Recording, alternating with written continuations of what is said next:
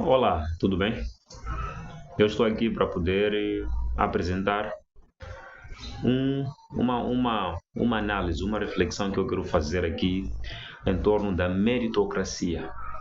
A meritocracia é definida como um sistema de pensamento, uma forma de agir em que uma pessoa que é competente é que é nomeada para poder exercer funções políticas, não é?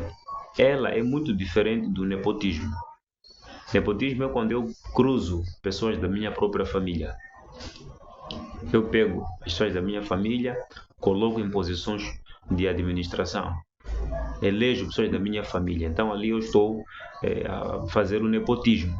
Existe até o nepotismo cruzado, que é quando eu elejo uma família de alguém e esta pessoa vai eleger a minha família para um cargo administrativo, um cargo político.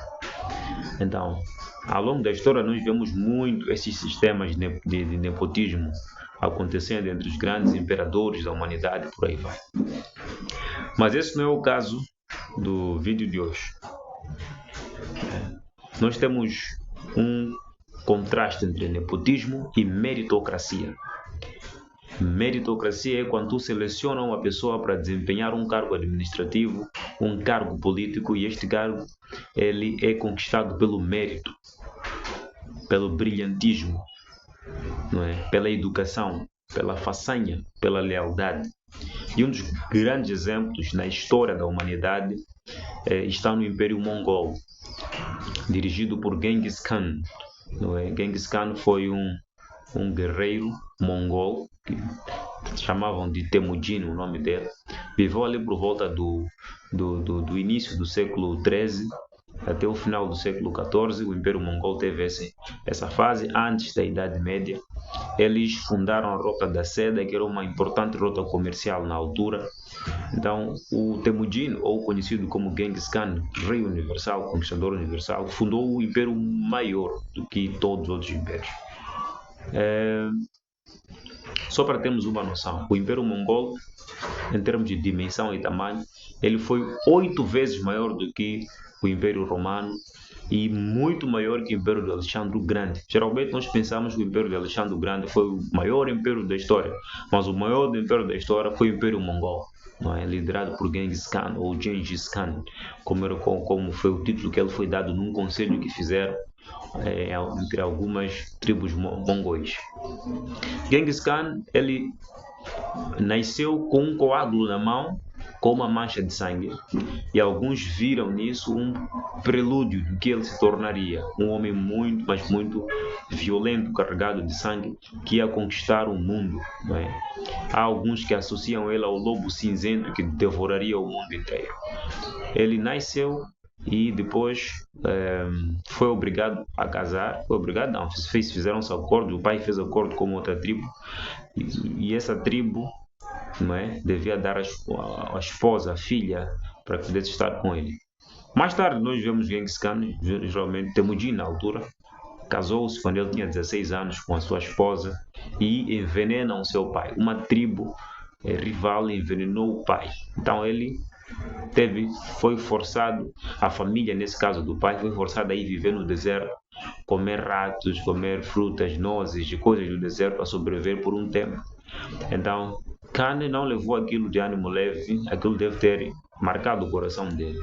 E ao longo da vida dele, nesse período, ele foi ensinado da importância de fazer acordos. E está aqui uma grande lição: é importante fazer acordos. Você não vai realmente estender os seus domínios, crescer, se você não fazer acordos certos.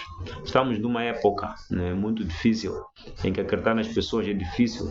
Há até pessoas que são céticas em relação a relacionamentos sadios entre as pessoas. Mas nós vemos, não é? Se no nosso tempo é assim, imagine nesses tempos de grandes guerras, tempos de grandes confusões, como é que era, não é? Manter acordos em tempos militares e bélicos. Mas a mãe de Khan ensinou-lhe a poder valorizar acordos e a fazer acordos. E ele entendeu muito cedo que se não fizesse acordos, ele não teria sucesso. Então, você vai sempre precisar de pessoas. Sempre vai precisar de pessoas. Para poder ter sucesso na vida, tu vais precisar de pessoas. E Apesar de nós estarmos hoje num mundo que empurra-nos muito para a solitude, muito para a solitude, a verdade é que não é bem assim. Nós vamos ter sempre necessidade de encontrarmos e nos relacionar com pessoas para fazer acordos. Depois dali, Khan, quando teve informação de que seu pai havia sido envenenado, ele vingou-se da morte do pai, matou dezenas de milhares de pessoas naquela tribo. E uma das características notórias de Khan é que ele era um exterminador muito brutal e violento. Então, ele exterminava todos de uma vez. Não esperava essa coisa de dizer que vou deixar alguns sobreviventes. Vez após outra, ele deixava alguns sobreviventes. Mas esses sobreviventes eram para ir contar a história aos outros que estavam ainda no caminho dos mongóis. E alguns ele levava para dar os seus soldados. É o caso, por exemplo, de mulheres. É o caso, por exemplo, de algumas crianças. Ele dava, mas via de regra, ele dava só apenas duas possibilidades sem ter sido escolhido. Ou você se alia a nós, torna-se nosso aliado, ou vocês estão completamente exterminados da face da terra. Foi o que Khan fazia. Então, depois dali, Khan começou agora a tornar-se poderoso, porque ele pegou as estepes nômades da Mongólia.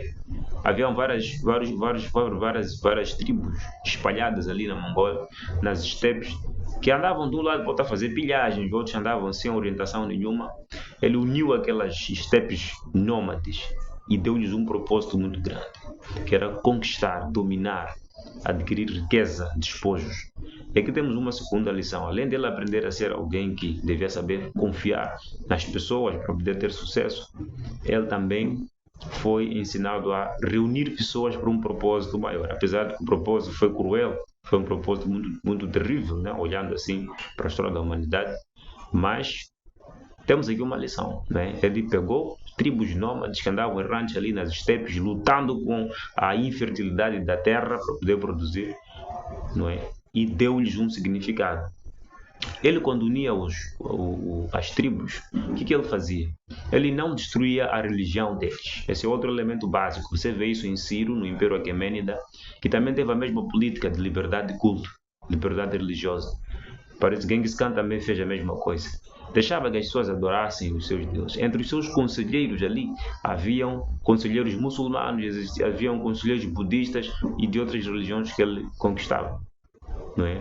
Então temos uma grande lição aqui. Deixe as pessoas cultuarem a Deus livremente e você vai ter prosperidade no seu território, no seu projeto. Não impeça as pessoas de poderem cultuar os seus deuses. Né? Às vezes nós temos trabalhadores, temos empresários, coisas dessa natureza, e impedimos eles de terem atividades espirituais com seus deuses e pensamos que vamos prosperar. Não é bem assim. Genghis Khan, que foi um dos maiores generais da história da humanidade e foi líder do maior império do mundo, o Império Mongol, ele praticava, aceitava a liberdade de culto em todos os territórios que ele acabava de dominar. Apenas ele colocava leis, como Ciro fazia, colocava leis ali e punia severamente qualquer insurreição, qualquer reacionário. Ele tomou conta, não é, de vários outros impérios. Ele tinha uma estratégia muito terrível. Não é? Quando ele conquistava um povo, ele, além de assassinar todos completamente, se negassem a aliar-se a ele, quando conquistava um povo que não tinha problemas, aceitava estar com ele, então ele colocava impostos para serem pagos, alimentar os homens que estavam na batalha e usava as técnicas militares daquele povo ao favor do Império Mongol. Então ele sabia aproveitar o conhecimento, a experiência que os generais daqueles povos conquistados tinham e ele usava aqueles conhecimentos na batalha. Ele foi o primeiro a usar cavalos e cada soldado tinha 4 cavalos e um uniforme extra para poder usar. Ele valorizava seus cavaleiros, esse é outro elemento importante. Um por um ele valorizava, ele fazia os seus projetos pensando nos cavaleiros. Dá 4 cavalos, numa altura em que os cavalos não só eram necessários por causa das estepes onde eles andavam, mas os cavalos eram necessários também para a velocidade com que eles andavam. Os cavalos eram pequenos, mas eram muito velozes, e ele treinou de forma disciplinada todo o exército mongol a trabalhar com cavalos. Começou a usar arma, foi o primeiro também a usar arma, porque ele emprestou esse conhecimento dos chineses. Está a perceber? Então, Genghis Khan, o que ele fazia? Ele aproveitava todo o conhecimento disponível dos povos que ele conquistava. Então temos uma lição importante aqui. Nós não precisamos destruir o nosso inimigo, mas nos aliar ao nosso inimigo, aproveitar o que o nosso inimigo tem. E quando o nosso inimigo decidir fazer parte de nós, ele tem que ser considerado amigo. Mas se ele agir de forma irresponsável, então nós vamos ter que cortar o mal pela raiz. Essa política de cortar o mal pela raiz, você vê no Antigo Testamento Moisés usando, Deus mandando exterminar um povo completamente, porque às vezes o mal mesmo é removido pela raiz. Lembra-se que os merquitas levaram a esposa de Cã e foram exterminados. O povo lá que matou o pai dele foi por causa de vingança, tribo rival, foram lá e foram exterminados. Então, de alguma forma, às vezes é preciso eliminarmos o mal pela raiz. Eu não estou a dizer aqui, nem estou a defender que devemos eliminar pessoas, mas isto é uma lição. Eliminar o mal pela raiz, não deixar sombras, né, vagueando ali. Se as pessoas aceitarem ter acordos consigo, mesmo acordos por medo, você pode entrar em acordo com essas pessoas, porque o importante é o acordo, não é? O acordo. Então, ele fazia isso, ele acabou, emprestava as tecnologias, os conhecimentos, e os generais mais experientes de todos esses lugares ele usava. Chegou uma fase em que ele começou a perceber que era difícil ter produtividade por causa das estepes, e ele começou agora a mirar para a China. Ele percebeu que os chineses tinham grandes plantações de arroz, então ele foi lá, cercou, fez um massacre brutal ali, tomou as cidades, tomou as produções de arroz, não é? E daí começou agora a mirar para a Pérsia, para a Rússia, não é?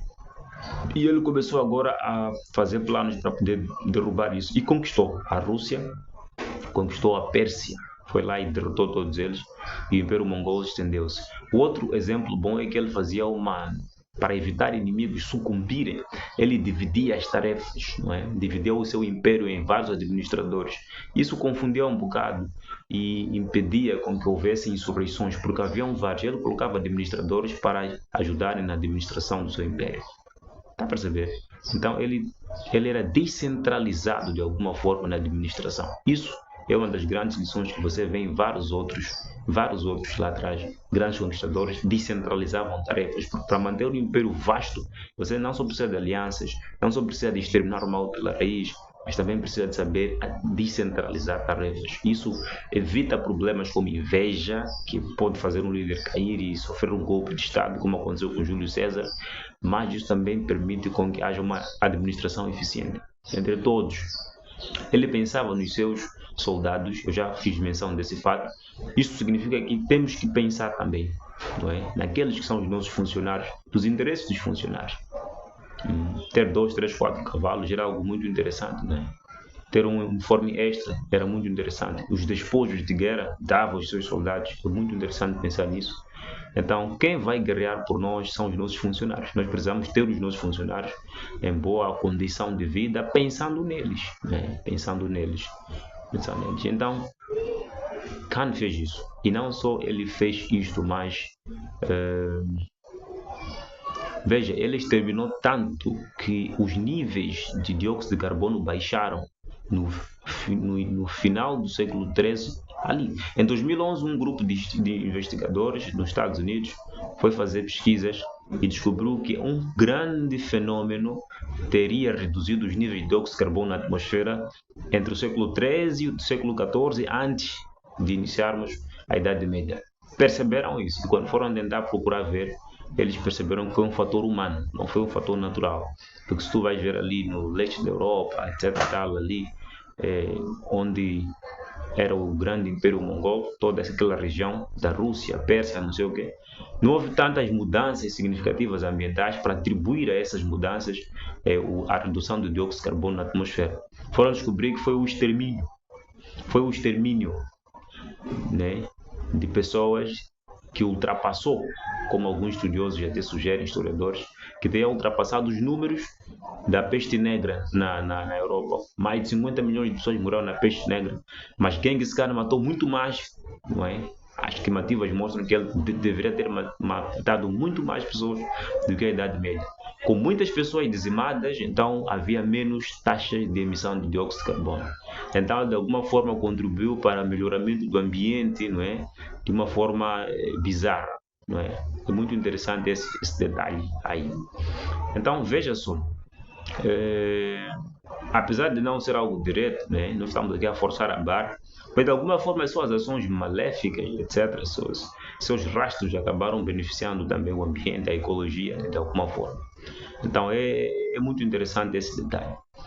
Genghis Khan tornou-se poderoso, um rei universal, e uma das coisas mais fascinantes de todo esse detalhe é que ele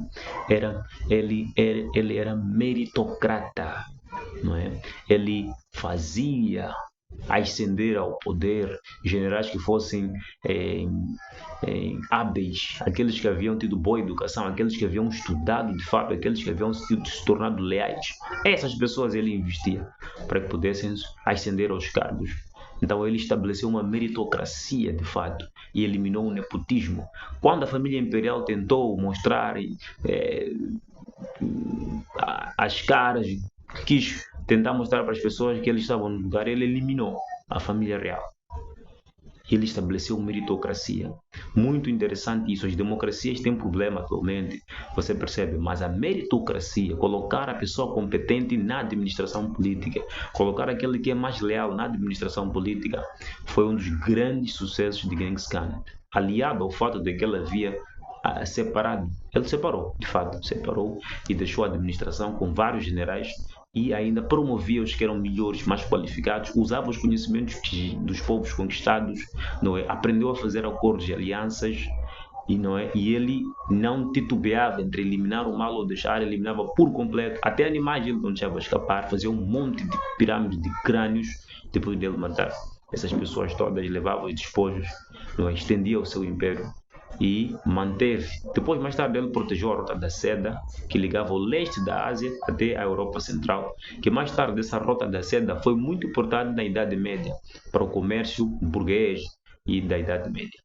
Então, os mongóis, não é, dividiam suas tropas com o sistema decimal. Tinham o sistema de 10, de 100, de 1000, de 10.000. Né? Os 10.000 eram chamados de hordo, daí surgiu o termo horda. Né? Eles eram muitos, muitos, muitos. E trouxeram a morte no início do século XIV, mas também na peste negra foram eles que trouxeram também o ratos com a Yersinia pestis, que era o vírus, a bactéria que estava na pulga do rato. Né? Os mongóis foram os que promoveram também essa morte massiva, mesmo depois em termos dos seus hábitos, dos ratos que vinham nas suas viagens. Então nós paramos por aqui com essas grandes lições. A aplicação básica do que nós estamos aqui a falar é essa primeiro. Primeiro, nós devemos aprender a fazer alianças. Nós sempre vamos precisar de pessoas. Apesar de estarmos num mundo que ensina as pessoas a serem solitárias, a serem mais egoístas, etc. Até há vídeos que falam que tem que ser egoísta. Nós vemos na história de Genghis Khan esse elemento. Segundo, deixa as pessoas livres para poderem adorar os seus deuses. As pessoas vão prosperar de fato o seu império quando elas estiverem livres para adorar deuses, que eles creem que são deuses. Busca espiritual. Terceiro, descentralização de poderes, entregar a administração nas mãos de várias pessoas. Isso impede aquilo que Maquiavel disse de ficar numa fortaleza. Né? Você pode ser destruído se estiver numa fortaleza sozinho. É importante que aprenda a descentralizar, até para confundir o próprio inimigo. Né? E não só, ele tinha também a meritocracia. Colocar pessoas competentes nos lugares de destaque para poder governar e usar. Isso ajudou-lhes. Usava os conhecimentos disponíveis, a experiência dos povos conquistados. Não aniquilava isso. Não colocava isso. Ele só pôs uma língua única para poder facilitar a comunicação, mas ele usava os conhecimentos bélicos, tudo, dos povos conquistados. Então, aqueles engenheiros experientes, as táticas de defesa, de cerco, todas elas eram usadas para poder favorecer o Império Mongol. E por isso que o Império Mongol tornou-se um império poderoso, de fato. E o mais grande e poderoso do mundo. Não é? 8 vezes maior que Roma, muito maior que o Império de Alexandre o Grande. Então nós vemos essas lições grandes e outras grandes lições. Ele eliminava o mal pela raiz. Ele não titubeava. Crianças eram mortos de crianças de 90 centímetros para baixo. Matar as crianças de 90 centímetros para baixo. Mulheres eram mortas. Homens, animais. Ele não deixava nada. Nada. E acabou contribuindo para a redução dos níveis de dióxido de carbono na atmosfera ali no início do século XV. Isto é muito É muito significativo, porque também Genghis Khan formou a sua visão militar não só de vários acordos e várias experiências militares, mas também da sua própria mãe. A mãe ensinou ele alguns princípios e ele levou a sério esse assunto da mãe. Proteção da família, isso mostra bastante que ele tinha uma proteção pela família, porque entrou na batalha justamente quando levaram a sua esposa e ele acabou com os merquitas. Né? Ele vingou-se da morte do seu pai, ouviu os conselhos da mãe, fazia alianças. Então, esse é o rei universal, o Genghis Khan, né? Que nós conhecemos lá na Bíblia. Se ele será julgado no juízo final, Deus sabe como vai fazer isso, obviamente. Mas nós temos aqui uma das grandes lições dos grandes gênios, grandes generais da humanidade. Então, nós vamos nos ver mais tarde, num outro momento, conversando sobre o outro, não é? O outro general maior da história.